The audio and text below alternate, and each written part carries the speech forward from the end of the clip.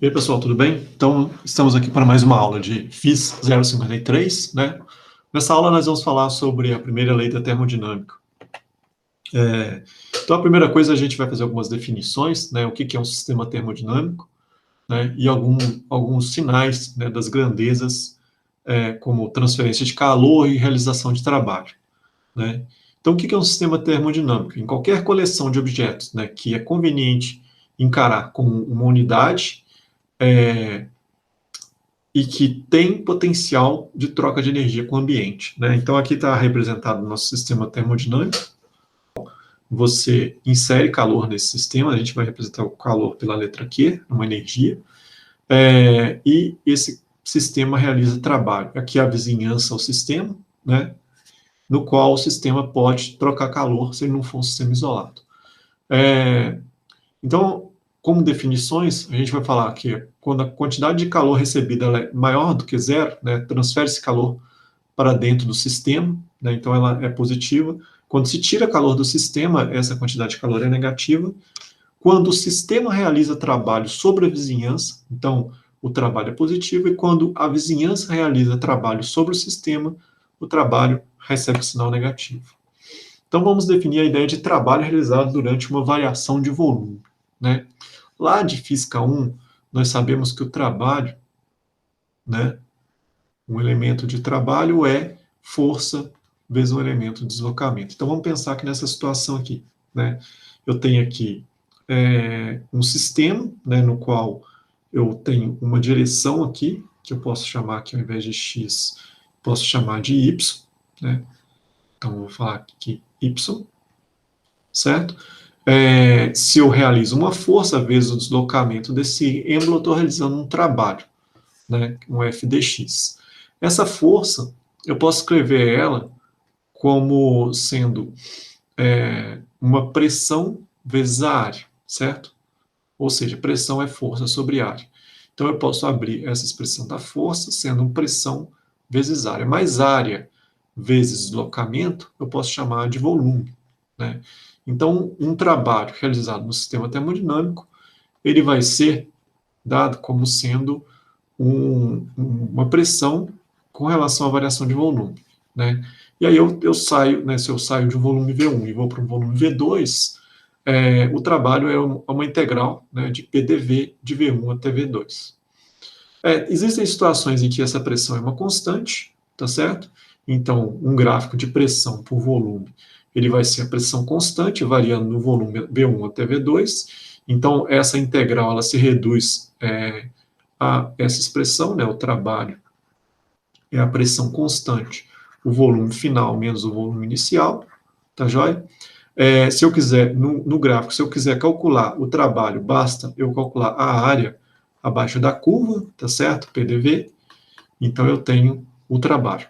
Na maioria das vezes, essa pressão muda com o tempo, né?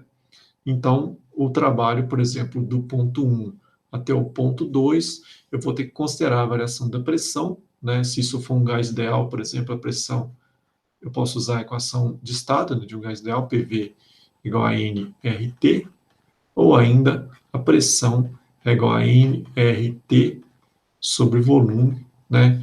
E substituir a minha pressão, e aí eu vou ter uma variação da pressão, né, com relação à variação de volume. Novamente, né, o trabalho é essa área abaixo da curva, né? Posso calcular o trabalho apenas calculando a área abaixo da curva, né?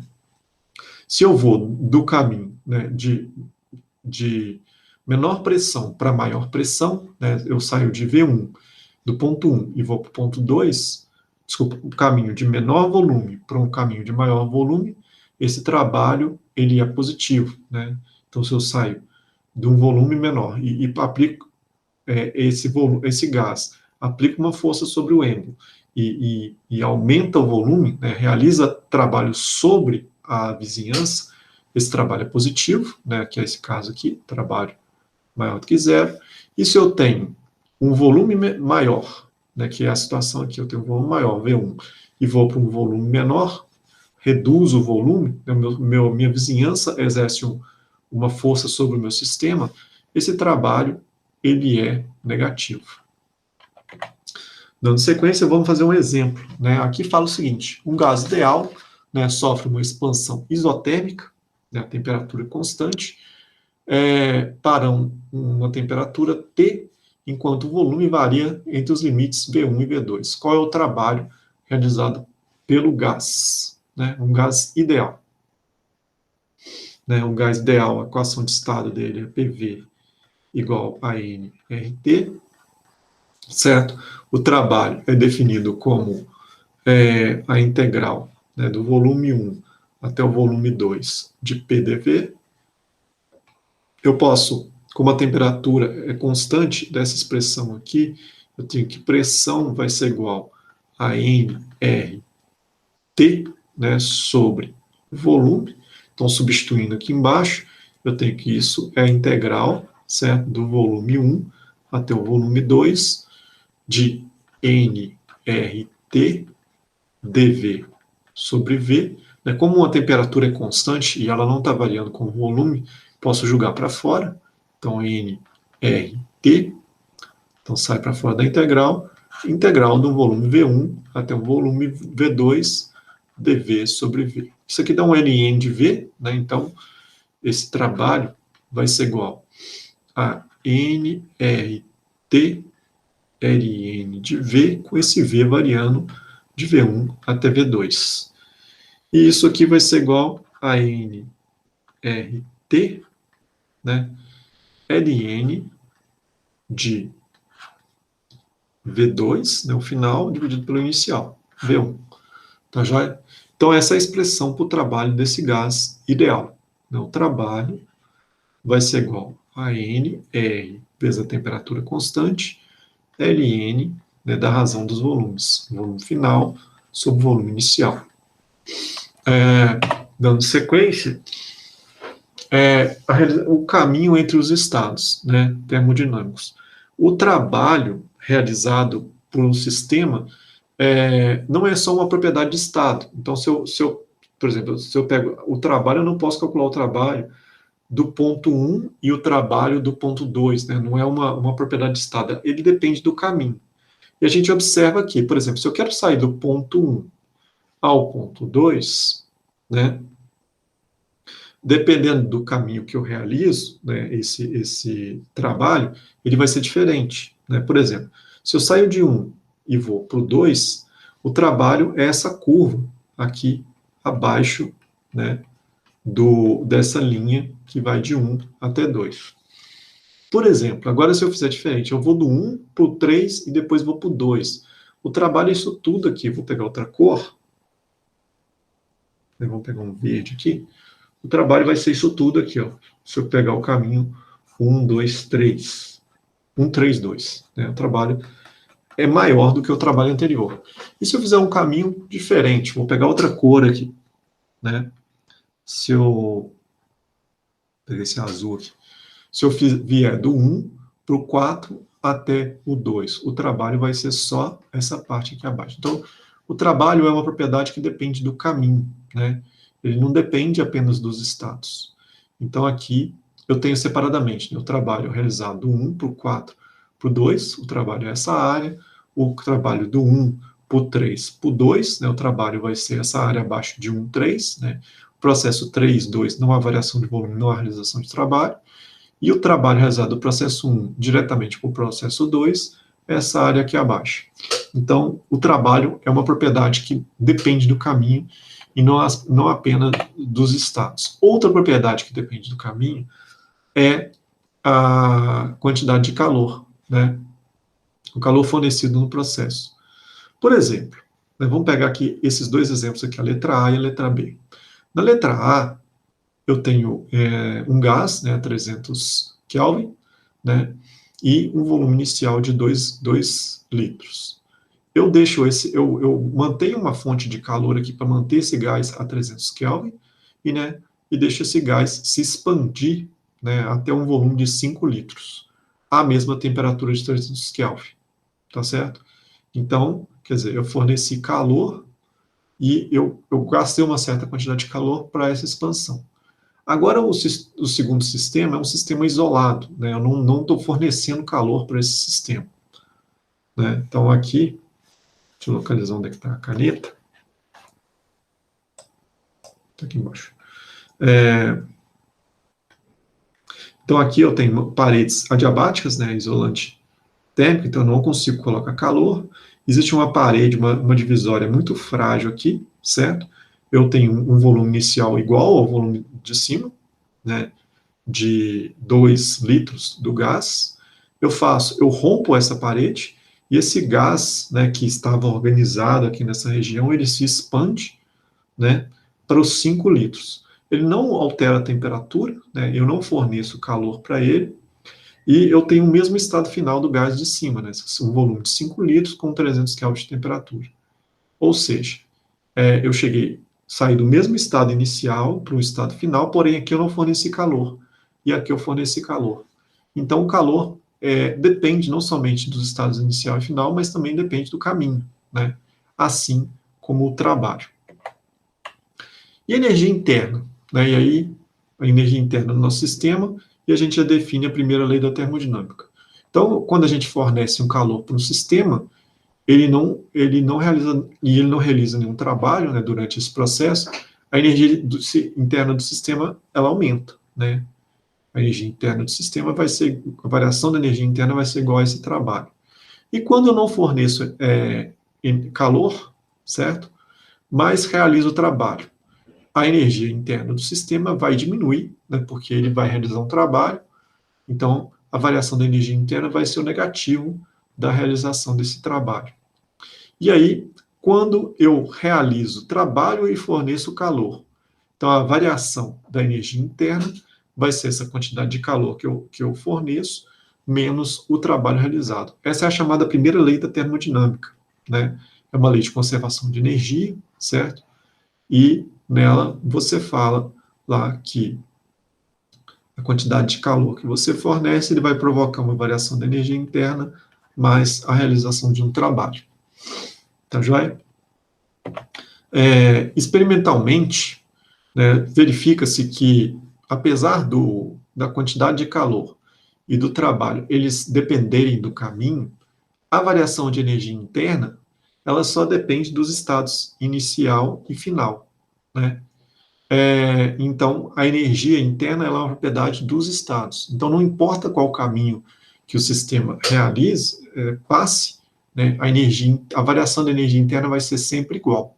Tá, já? Então, dado lá um diagrama PV, certo? Se eu tenho uma dada energia interna U1 aqui, e uma energia interna U2, né, a variação de energia interna, ΔU, vai ser a mesma se eu fizer esse caminho, se eu fizer esse caminho, se eu fizer qualquer outro caminho, né? A energia interna vai ser uma propriedade de estado.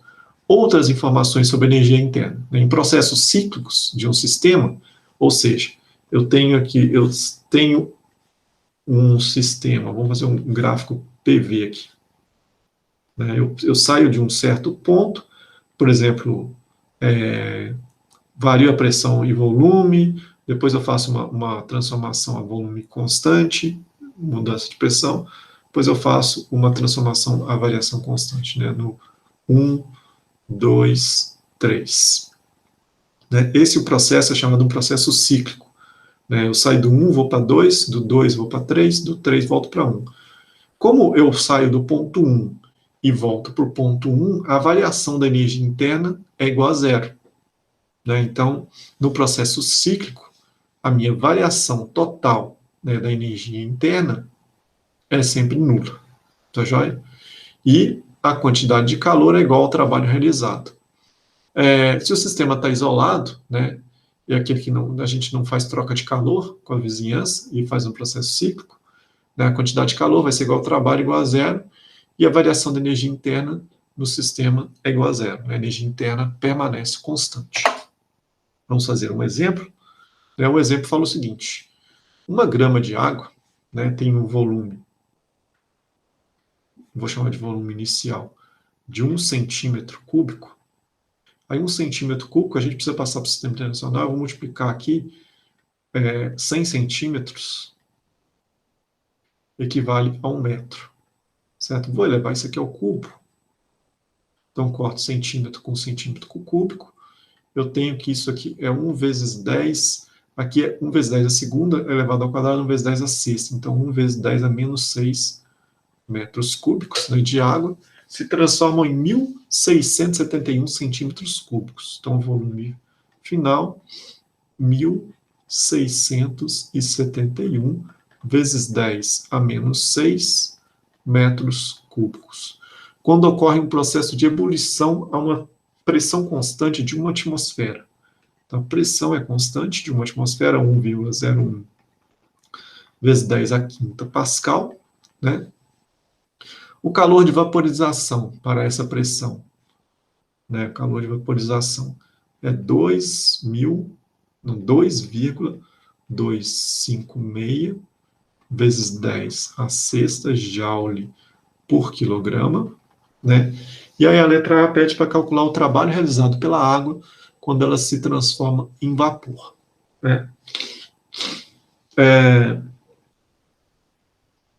Trabalho, né, a pressão é constante, vai ser pressão volume 2 menos volume 1, certo? Então, o trabalho vai ser igual a pressão, que é 1,01 vezes 10 a quinta Pascal, né? Pascal é Newton por metro quadrado, vezes o volume 1, volume 2, 1.671 vezes 10 a menos 6, menos 1 vezes 10 a menos 6. Então, fazendo essa conta, eu já fiz aqui na folha, eu tenho que o trabalho dessa expansão é 169 joules, tá? E aí ele quer saber o trabalho realizado por essa água para transformar em vapor. Beleza. E agora ele quer saber o aumento de energia interna, né? Letra B, o aumento de energia interna vai ser a quantidade de calor que ele recebe menos o trabalho. Então, vamos calcular essa quantidade de calor aqui, né? Vai ser a massa, né, de água vezes o calor de vaporização. A massa aqui está em 1 grama, então 1 grama é 1 vezes 10 a menos 3 quilogramas, vezes o calor de vaporização, 2,256 vezes 10 a sexta joule por quilograma. Eu posso cortar quilograma com quilograma, vou ficar com joule. Então, fazendo essa conta aqui, a gente vai obter 2.256 joules. Beleza. E aí eu vou calcular a variação de energia interna, vai ser a quantidade de calor, 2.256 joules menos 169 joules. Isso vai dar 2.087 joules. 2.087 joules. Então, essa é a solução desse exercício.